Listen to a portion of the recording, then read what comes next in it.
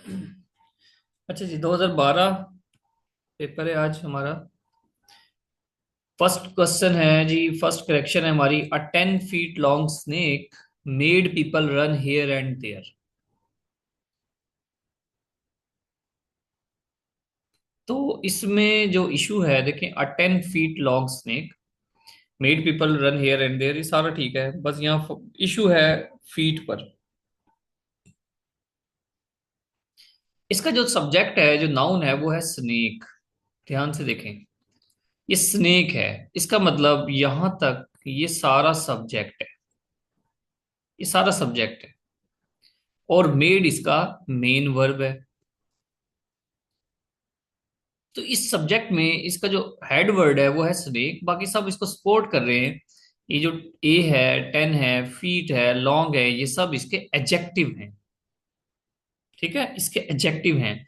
तो जब नंबर जिस तरह 10 है, तो उस 10 के वजह से हमने इसको क्या कहा, फुट को, मतलब 10 फुट लंबा सांप था।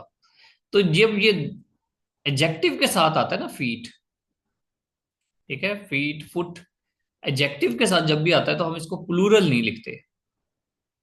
हम इसको प्लूरल नहीं लिखते। अ 10 feet long snake,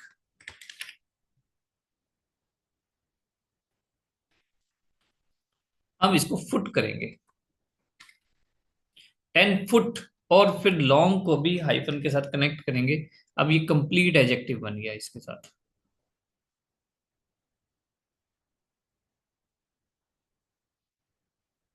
a 10 feet long snake made people run here and there.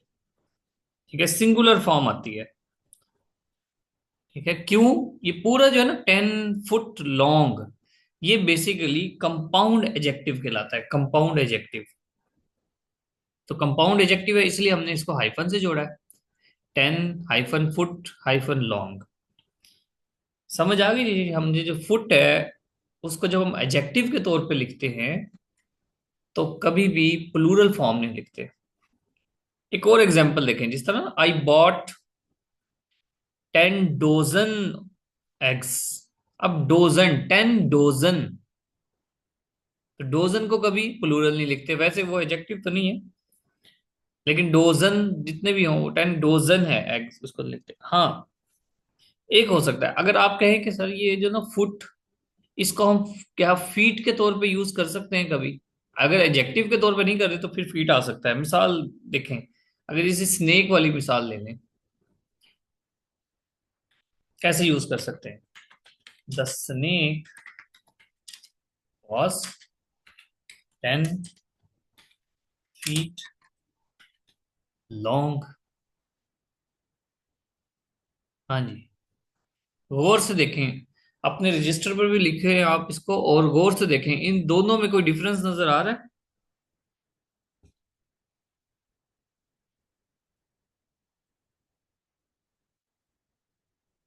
यहां हम, ठीक है, स्नेक की लेंथ बता रहे हैं, मेजरमेंट बता रहे हैं, लेकिन यहां स्नेक को, स्नेक की तारीफ कर रहे हैं, उसकी सिफ्त बता रहे हैं, एडजेक्टिव के तौर पे यूज कर रहे हैं।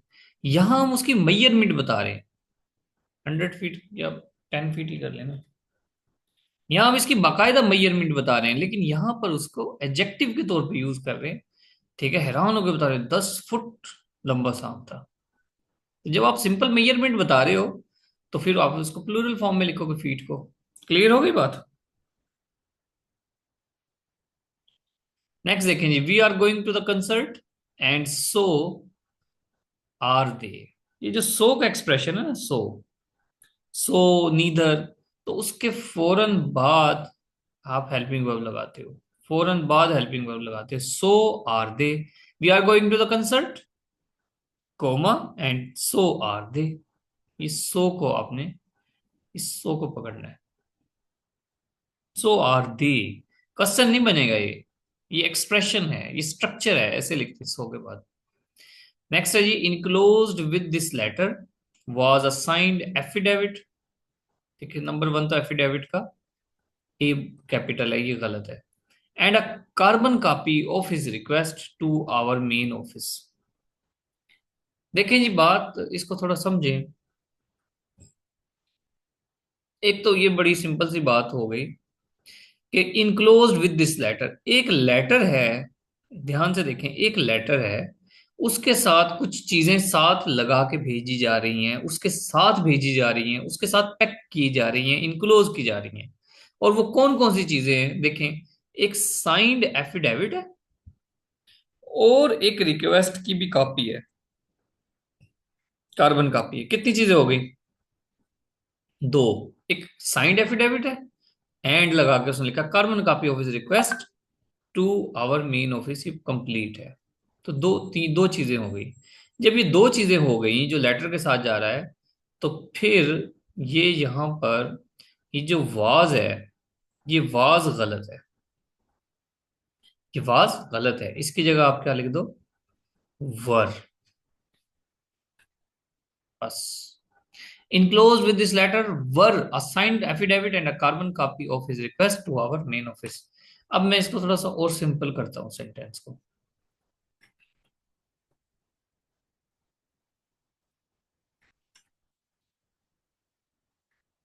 देखें, आप क्या करें इसको ना, ये जो है असाइंड कॉपी, ये जो ना, अच्छा वो एफिडेविट का ए भी छोटा करना है। ये दो ये सब्जेक्ट हैं जो उसके साथ, असाइंड एफिडेविट ए छोटा कर लें, assigned affidavit and a carbon copy of request to our main office, इसको स्टार्ट में ले आए, were enclosed with this letter.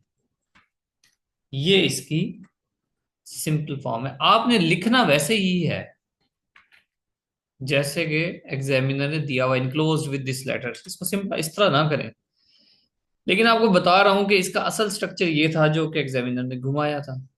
A signed affidavit and a carbon copy of his request to our main office were, देखें यहां पे वर, इसको prominent करने के लिए, क्लियर करने के लिए मैंने इसका स्ट्रक्चर सिंपल किया है। क्लियर हो गई? आगे चलें। फियर ऑफ, फियर के साथ जब गॉड से फियर कर रहे हैं, गॉड फियर ऑफ होता है, ठीक है, किसी चीज से डर रहे हैं तो फियर ऑफ preposition लगाएं। Pakistan has and will support the Kashmiris.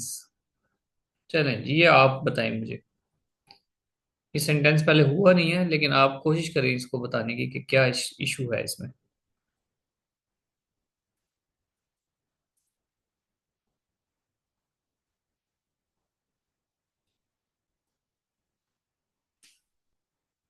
हाँ भाई, Pakistan has and will support the Kashmiris, sentence उसकी जो सेंस है, जो ये लिखने वाला कहना चाह रहा है कि पाकिस्तान ने पहले भी कश्मीरियों को सपोर्ट किया है, कंप्लीट पहले, हैज कंप्लीट कर चुका है, और विल सपोर्ट, और वो करता करेगा, इन फ्यूचर भी कश्मीरियों को सपोर्ट करेगा। जी बताएं इसमें क्या मिस्टेक हो सकती है? फैसल। सर इधर मेरे ख्याल में इधर पाकिस्तानी आएगा, पाकिस्तानी, क्योंकि इधर नहीं, कश्मीरीज है। पाकिस्तान है, पाकिस्तान सपोर्ट कर रहा है, ठीक है, स्टेट को डिस्क्राइब कर देना, स्टेट को डिस्क्राइब कर देना, ठीक है, पाकिस्तान का कोई इशू नहीं। फिर कश्मीर आएगा। नहीं, कश्मीर भी ठीक है, कश्मीर भी ठीक है जी। नहीं पकड़ में आ रहा आपके।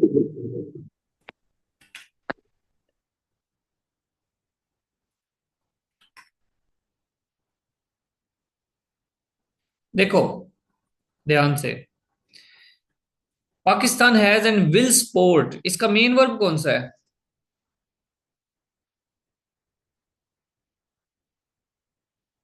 सपोर्ट। अब support first form of verb है जो विल के साथ आई है, विल के साथ जाहिर है फ्यूचर इंडेफिनिट है तो उसके साथ फर्स्ट फॉर्म आने की आएगी। लेकिन इस हैज का क्या कसूर है? इसके साथ तो थर्ड फॉर्म आती है। तो इसने तो ये किया ना कि दोनों हेल्पिंग वर्ब के साथ उसने कहा कि भाई मैं वर्ब एक लगाता हूं और दोनों हेल्पिंग वर्ब उसके साथ गुजारा करो। तो कोई गुजारा कर सकते हैं? हैज कहता है मुझे तो थर्ड फॉर्म ऑफ वर्ब चाहिए, विल कहता है मुझे फर्स्ट फॉर्म ऑफ वर्ब चाहिए, तो भाई दोनों को अलग अलग वर्ब दें, एक वर्ब को पे ना डालें। Pakistan has supported, Pakistan has supported and will support the Kashmiris. ठीक है, Pakistan has supported and will support the Kashmiris. ये तो था एग्जामिनर की बात। ठीक है, वो यही चाह रहा था कि आप वर्ब अलहदा करें, लेकिन जेन्युइनली एक्चुअली जो इसकी करेक्शन है वो ये बनेगी। ठीक है, यहाँ ये भी ठीक है, लेकिन जो इसकी सेंस है वो क्लियर तब होती है जब आपको हो पाकिस्तान हैज बीन स्पोर्टिंग, यानी कि माजी में वो स्पोर्ट करता रहा है, has been supporting, and will continue sport the Kashmiris,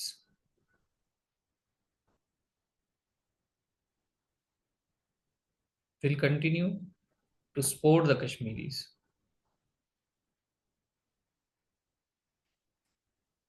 has been supporting यानी कि माजी, देखो ध्यान से बात को समझो। हैज बीन का मतलब ये होता है कि माजी में करता रहा है और अभी भी कर रहा है। हैज बीन फ्यूचर को सपोर्ट नहीं करता, हैज बीन फ्यूचर को डिस्क्राइब नहीं करता, माजी और प्रेजेंट को करता है। और विल जो है वो फ्यूचर को करता है। और कंटिन्यू हमने क्यों लगाया इधर, हमने कंटिन्यू क्यों की बात क्यों की? कंटिन्यू कहता है कि भाई अभी भी कर रहा है ना।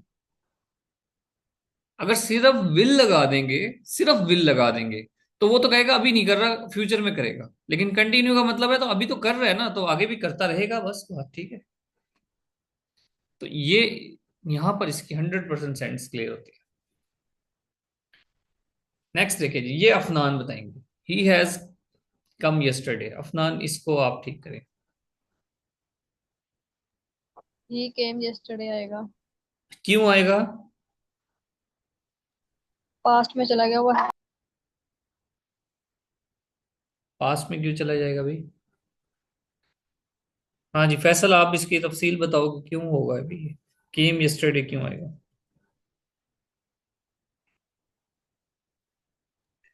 सर ये जो टाइम है ना उसको कर रहा है, पास्ट टाइम को, जैसे हम्म। यस्टरडे है ना। एडवर्ब ऑफ टाइम जब एडवर्ब ऑफ लगा हो, टाइम मेरे ख्याल में। जब एडवर्ब ऑफ टाइम लगा हो तो पास्ट इंडेफिनिट यूज करें, प्रेजेंट नहीं। ठीक है, क्यों? क्योंकि जो प्रेजेंट परफेक्ट होता है वो तो बता रहा होता है कि अभी उसका कोई इम्पैक्ट है स्टिल। लेकिन जब यस्टरडे आ गया तो वो, और हमने पास्ट इंडेफिनिट यूज कर दिया तो उसका भी इम्पैक्ट नहीं है। ही हैज कम यस्टरडे, बस आ गया ना, कल आ गया, बस अभी उसका क्या इम्पैक्ट है?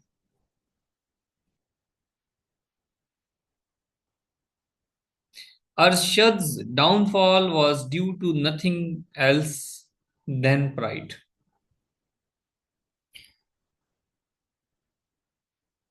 अरशद, अरशद डाउनफॉल, अरशद डाउनफॉल ठीक है, लेकिन डाउनफॉल को आप पहले बात तो इसको कनेक्ट करें, आपस में जोड़ दें। डाउनफॉल एक वर्ड है, दो अलग अलग वर्ड नहीं है, एक वर्ड है। ठीक है, इसको मिलाएं। Was due to nothing else. अब ये नथिंग एल्स, नथिंग एल्स के साथ देन नहीं आता। नथिंग एल्स के साथ जो को रिलेटिव कंजंक्शन है वो आता है जी बट। बट साहब आते हैं इसके साथ।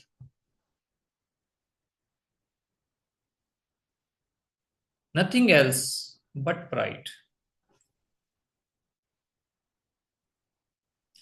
ठीक है जी, नथिंग एल्स बट, ये एक्सप्रेशन है कंप्लीट। कहता कुछ नहीं था, नथिंग एल्स, लेकिन था तो सिर्फ एक गरूर। बोलने के अंदाज है।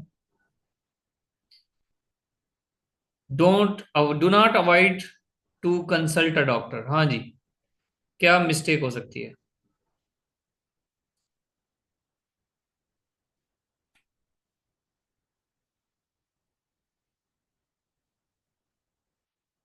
जी सोचें, डू डू नॉट। नॉट कटा जाएगा। Avoid to consult a doctor. नहीं नहीं, नहीं नहीं ठीक है, डोंट डोंट, ये गलत, ये ठीक है, डू नॉट आएगा। Do not avoid to consult a doctor, वो कह रहा है कि भाई डॉक्टर से कंसल्ट अवॉइड ना करो, तो नॉट और अवॉइड दोनों आ सकते हैं, कोई इशू नहीं है।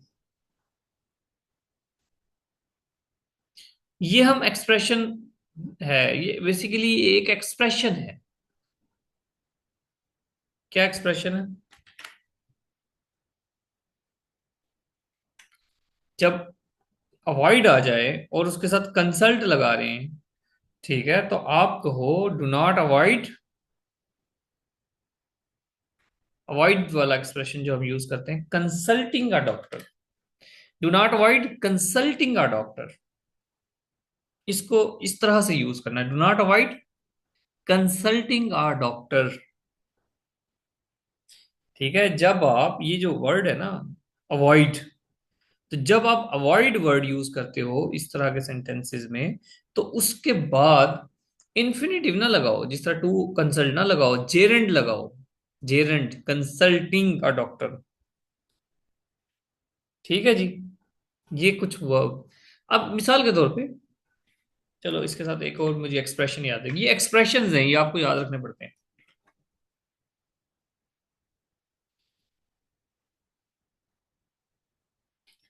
फैसल कैन नॉट हेल्प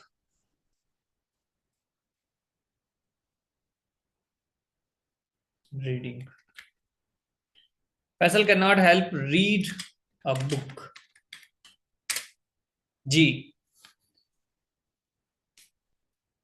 क्या मतलब है इसका? पहली बात तो ये ठीक है, इसका मतलब है कि फैसल, मैं लिखना ये चाह रहा हूं, फैसल किताब पढ़े बगैर नहीं रह सकता। हेल्प का मतलब मदद मांगना नहीं है यहां पर। अफनान, ये आपने एक्सप्रेशन पढ़ा है ना?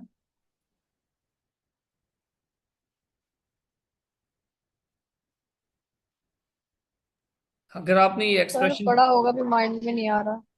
यही तो मसला है, माइंड में क्यों नहीं आ रहा ये मैं, देखें, फैसल कैन नॉट हेल्प, जब आप ये इस तरह का एक्सप्रेशन यूज करते हैं तो हेल्प के साथ फिर आप जेरेंट फॉर्म लगाते हैं। Faisal can not help reading a book. Faisal किताब पढ़े बगैर नहीं रह सकता। ठीक है। Afnan can not help crying. Afnan could not help crying. Afnan चीखे बगैर नहीं रह पाई, किसी वजह से चीख पड़े। ये एक्सप्रेशन है, हेल्प के फौरन बाद जेरेंट लगाओ। ये इसका ये मतलब है। Do not avoid consulting a doctor, इसका मतलब डॉक्टर से कंसल्ट करो, लाजमी। अब वर्ब लिखें, वो कौन कौन से वर्ब हैं जिनके बाद हम जेरेंट लगाते हैं? वर्ब लिखें, ताकि अगर ये उसने देखे अवॉइड से पूछा है, मुझे नहीं लगता ये हेल्प रीडिंग शायद पूछा हो, तो ये भी पूछा, आपने इसको नोट कर लिया। कुछ और वर्ब्स भी हैं, ऐसे हैं जिनके बाद हम इन्फिनेटिव फॉर्म नहीं लगाते, हम लगाते हैं जेरेंट फॉर्म। लिखें, enjoy, she enjoys reading book. Enjoys reading book. Consider, I will consider joining the team. I will consider joining the team. Recommend, I recommend trying the new restaurant. अब देखें, ये वो वर्ड्स हैं जो आप use करते हो, कंसीडर यूज करते हो, रिकमेंड यूज करते हो, इंजॉय यूज करते हो, लेकिन जब आप यूज करोगे तो गलत हो जाएंगे। क्यों? क्योंकि आप इनको, आपको यूज पता ही नहीं है इनका, कि जब आप ये यूज कर रहे हो तो इसके बाद जेरेंट फॉर्म लगाओ, इन्फिनेटिव नहीं।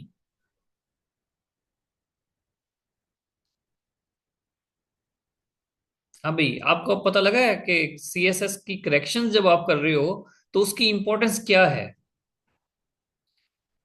इसकी, इसका मकसद ये नहीं है कि आपने 5 नंबर लेने, इसका मकसद ये है आप इसको इतना इन डेप्थ करो एक एक चीज को, कि आपकी राइटिंग में इंप्रूवमेंट आए। फैक्ट्स एंड फिगर्स तो आप देख ही लोगे, सीएसएस का स्टूडेंट फैक्ट्स एंड फिगर्स तो निकाल ही लेता है ना, अगर सीएसएस ऐसे राइटिंग की बात करें। फंसता कहां पर है? इन्हीं चीजों में तो फंसता है। आप कंपोजिशन ही नहीं अच्छे करते, स्टूडेंट्स आते हैं कहते हैं सर ये बता देंगे थीसिस स्टेटमेंट कैसे लिखते हैं। स्टूडेंट्स आते हैं कहते हैं ये बता दें आउटलाइन कैसे लिखते हैं। और भाई ग्रामर पे तवज्जो दो। आउटलाइन क्या चीज है? थीसिस स्टेटमेंट क्या चीज है? कुछ भी नहीं। आप ग्रामर, आपकी ग्रामर पे ग्रिप हो जाए, एक्सप्रेशंस पे ग्रिप हो जाए, एडवांस इंग्लिश स्ट्रक्चर्स पे ग्रिप हो जाए, तो ऐसे कोई चीज है? साथ साथ बस आपको थोड़ा बहुत लिखना आ जाए, थोड़ा थोड़ा लिखते रहें, चेक करवाते रहें, लिखते रहें, चेक करवाते रहें। 2 दिन लगेंगे आपको ऐसे समझने में, छाप के आ जाओगे। बशर्ते ये कि आपकी इंग्लिश ठीक हो, आप कुछ ना कुछ लिख कर चेक करवाते रहें। बाकी तो रूल्स ही होते हैं ना। वोकैब हो, सेंटेंस स्ट्रक्चर हो, डाटा हो आपके पास, ऐसे क्या चीज है? कुछ भी नहीं। समझ आई है कि ऊपर से गई है?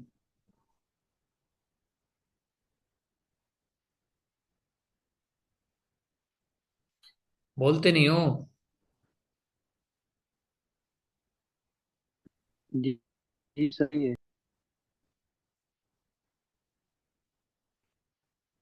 रिस्पॉन्स किया करो, पता लगे मैं जिंदा इंसानों से बात कर रहा हूँ, लाशों से नहीं।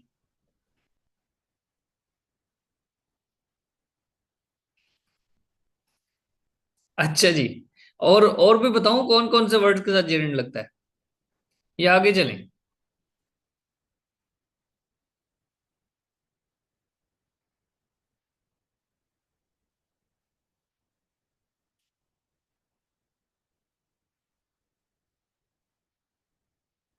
लिखें। माइंड। माइंड के साथ मतलब माइंड करना वो वर्ड के तो, would you mind helping me with this task? Would you mind helping me with this task? Mind तो नहीं करोगे? माइंड करोगे क्या? Suggest. He suggested going to the park.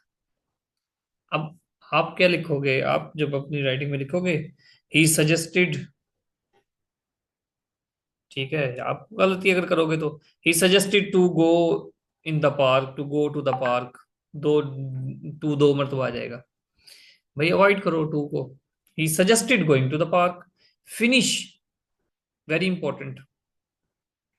I finished doing my homework. Admit, delay, practice. चलें, कई एक के साथ मैंने सेंटेंसेस भी बना दिए हैं, तो अभी आप देख लीजिएगा। नेक्स्ट देखते हैं जी। नेक्स्ट 2013।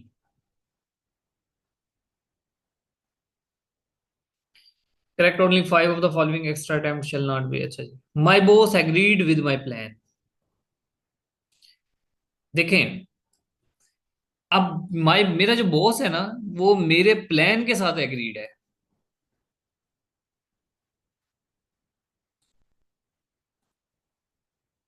जब प्लान के साथ एग्रीड होगा तो फिर आएगा माई बॉस एग्रीड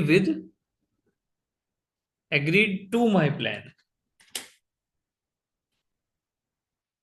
ठीक है। और अगर आप चाहते हो नहीं एग्री विद रहे, तो फिर आप इसको ऐसा कर दो, एग्रीड विद, हाँ जी, क्या आ जाएगा?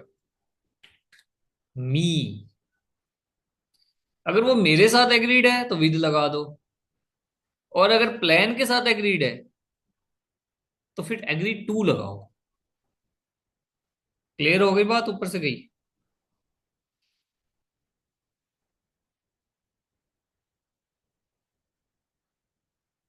चले। If he was here he would be as wise as he was during the war. Very simple है। हाइपोथेटिकल कंडीशन है, इसको सेकंड कंडीशनल है ये। वो कहता है कि अगर वो यहां होता, ही वुड, तो वुड के साथ, वुड हमें बता रहा है कि सेकंड कंडीशनल है। तो वो कहता है हाइपोथेटिकल है, इमेजिनरी कंडीशन है, तो वो कहते हैं he were here, if he were here, क्योंकि वो है नहीं यहां पर, तो फिर हम वाज की जगह क्या लगा देंगे? वर लगा देंगे। बाकी ऐसे रहेगा। We have amusements in form of music. Number one, amusement. Amusements नहीं होना चाहिए, अम्यूजमेंट्स नहीं आना चाहिए, अम्यूजमेंट है जी, एंजॉय कर रहे हैं, तफरी कर रहे हैं, amusement. We have amusement in form of music. तो यहां पर इन फॉर्म ये थोड़ा सा अधूरा लग रहा है, इन the form of music. Definite article आपने लगाना है, नेसेसरी है यहाँ पर। ठीक है, क्यों? क्योंकि पता लगे कि अम्यूजमेंट है तो किस चीज की अम्यूजमेंट है, वो डेफिनेट जो आर्टिकल हम लगा रहे हैं वो उस म्यूजिक को स्पेसिफाई कर रहा है। ठीक है, अम्यूजमेंट की एक पर्टिकुलर फॉर्म है, और वो पर्टिकुलर फॉर्म क्या है अम्यूजमेंट की? म्यूजिक। इसलिए हम यहां पर दा लगाएंगे। We have amusement in the form of music. ये दो चीज चेंज करना है। नेक्स्ट है जी, we get hungry for all the work you have to do. We get hungry for all the work you have to do. देखें, we get hungry for all the work you have to do, इसमें क्या करना है आपने?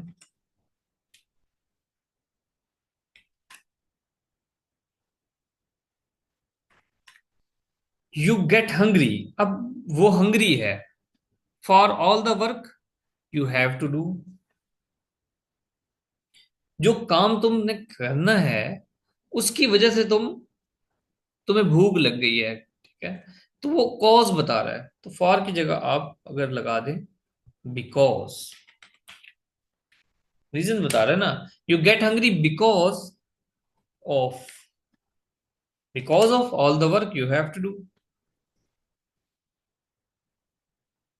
तो इसमें आप because of का यूज करें, फॉर के बजाय बिकॉज ऑफ का यूज करें। We were glad for being there, we were glad for being there. यहां आप जो है ना ग्लैड फॉर ना करें, ग्लैड टू होता है, ग्लैड के साथ प्रपोजिशन आती है टू। ठीक है, ग्लैड टू। अब जब ग्लैड टू लगा रहे हैं तो फिर यहाँ बीइंग की जगह बी लगाएं। We were glad to be there, we were glad to be there, glad to be there. इसका ऐसे करने का, I prefer the fifth act of Shakespeare King Lear the best of all. चलिए इसको मैं बताता हूँ, बाकी दो आपने बताने। I prefer the fifth act of Shakespeare King लियर।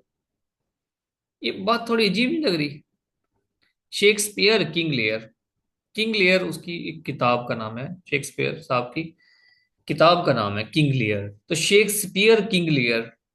हाँ भाई, क्या ऐसा लगाएं कि ये जो है ना हमारा फ्लो ठीक बन जाए? शेक्सपियर किंग लियर, शेक्सपियर की किताब है किंग लियर, तो इसको क्या ऐसे एडजस्ट करें कि हमें ठीक लगने लगे? सोचें, और भी मिस्टेक है वो बताता हूँ, ये आपको बतानी चाहिए, आसान है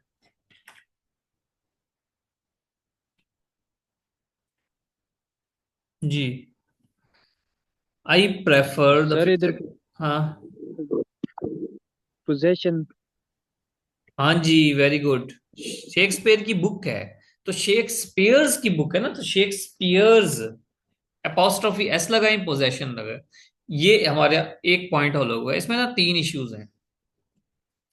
नंबर वन तो ये आपने पोजेशन बता दी कि भाई ऐसे अधूरा लग रहा था कि शेक्सपियर्स किंग लियर, अब ठीक है।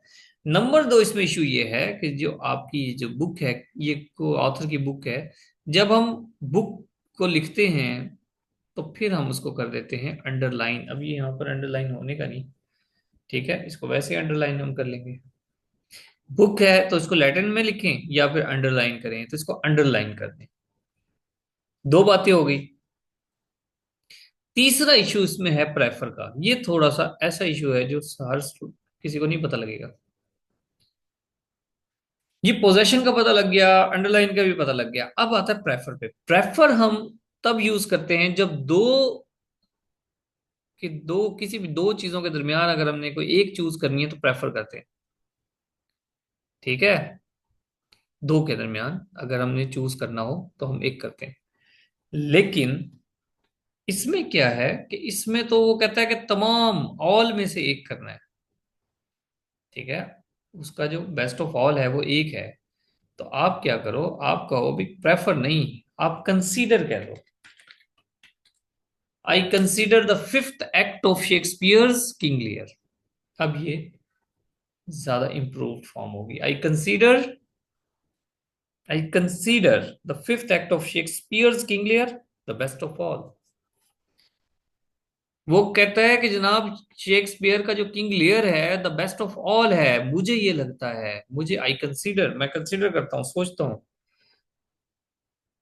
नेक्स्ट देखिए जी, after finishing my lecture the bell ring. हाँ भाई अफनान, बताएं क्या इशू है। After finishing my lecture the bell ring. ये वाला तो नहीं भूलेगा। आज ही दिन में किया है ये वाला तो। फिर भी आप गलत बताओगी, बताएं। इसमें द बेल, इसमें इसमें द बेल रैंक से पहले कुछ लगेगा। तो इसका नहीं बताएं, हाँ भी फैसल आप बताएं, दोनों सोचें इसका सब्जेक्ट है क्या वैसे। आई लगेगा इसमें। आई आई द, आई। हाँ। इसने क्या माई माई यूज हुआ है ना यहाँ पर।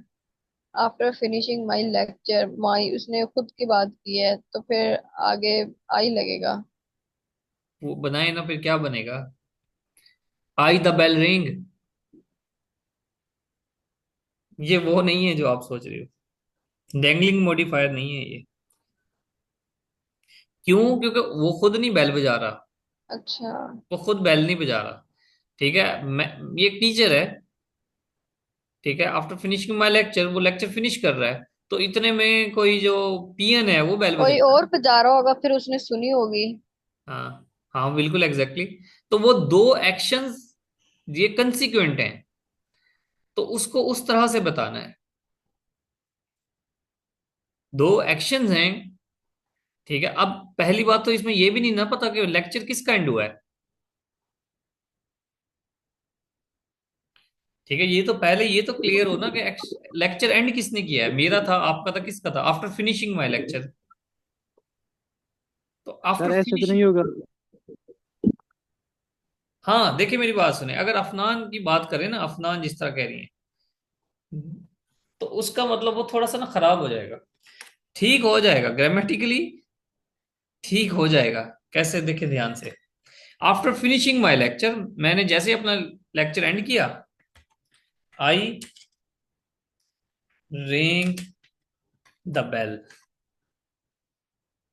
अब ये बजाहिर ठीक है, लेकिन इसकी तो सेंस खराब कर दी। After finishing my lecture I ring the bell. नहीं अभी तो, नहीं सर अभी तो आपने बोला कि पीएन ने बेल बजाई है।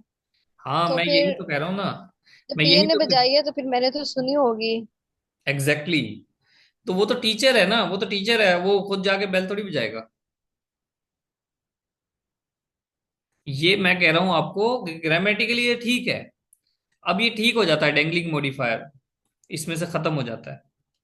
लेकिन ये दो एक्शंस हैं कंसिक्वेंट, एक के फौरन बाद दूसरा हो रहा है। आप इसको किस तरह लिख सकते हो, आप इसको ऐसे लिख सकते हो, as soon as, as soon as I finished my lecture,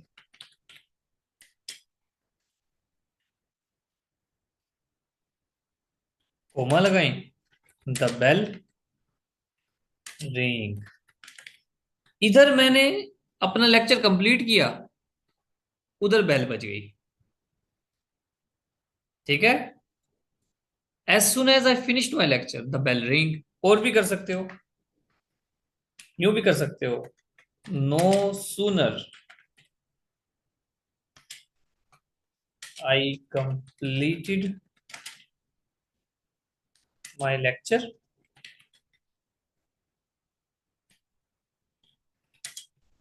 the bell ring. हाँ जी, समझ आ गई बात की, मतलब एक एक्शन के फौरन बाद दूसरा है। नो सूनर के साथ तो देन देन नहीं आता। क्या आता है, देन। देन। ठीक है जी, very good. No sooner I completed my lecture comma काट दो, देन लगाओ। और मिस्टेक बताओ, एक और मिस्टेक भी है इसमें, इसी सेंटेंस में एक और मिस्टेक भी है। सर इधर फिनिश्ड आई के आएगा। हेड आएगा। हाँ मतलब, आए एक है। मिनट एक मिनट एक मिनट, आए फिनिश कर लो, एक मिनट फिनिश कर लो भाई, फिनिश्ड है, ठीक है, कोई मसला नहीं है। जी, अब बताओ क्या मिस्टेक है। I have finish.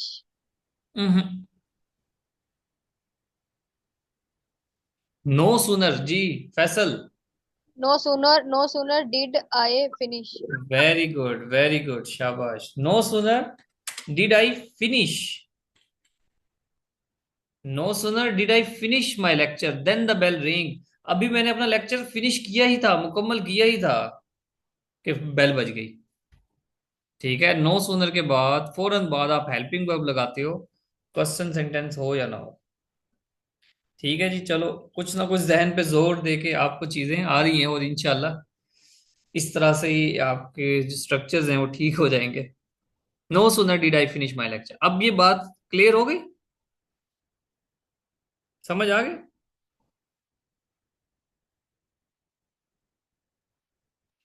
Ji sir. Okay, चलें अब ये हम अपने लास्ट सेंटेंस की तरफ जाते हैं। We need did not to be afraid. अब ये जो नीड वाला है ना एक्सप्रेशन, ये पास्ट का नहीं है, ये प्रेजेंट का है। We need not to be afraid, to भी नहीं लगाएंगे, we need not be afraid. ठीक है, ये एक्सप्रेशन है, परेशान होने की जरूरत नहीं है हमें भाई। We need not be afraid, ये इसका, ये इसकी करेक्शन बनेगी, we need not be afraid.